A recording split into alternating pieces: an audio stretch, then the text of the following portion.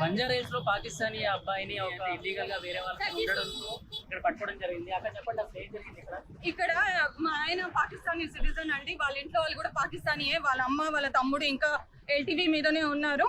నన్ను మోసం చేసి ఇక్కడ ఇంకో ముస్లిం ఆసామీ ముస్లిం అమ్మాయితో ఇక్కడ ఉన్నాడు.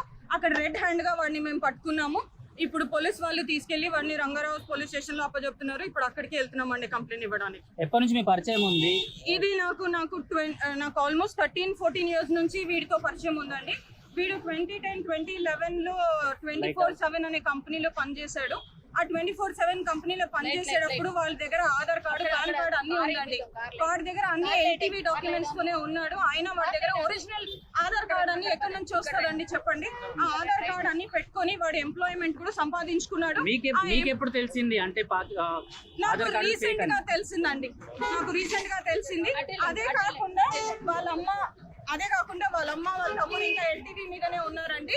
అదే కాకుండా వాళ్ళ దగ్గర ఆధార్ కార్డులు ఉన్నాయండి, ఓటర్ ఐడీలు ఉన్నాయండి. ఇవన్నీ పెట్టుకుని ఎలా వాళ్ళు లీగల్ సిటిజన్సా కాదా అని తెలియకుండా ఎట్లా వాళ్ళకి ఆధార్ కార్డులు, ఓటర్ ఐడీలు, పాన్ కార్డులు, జాబ్లు ఎలా ఇస్తామండి? లోన్లు కూడా ఇస్తున్నారండి.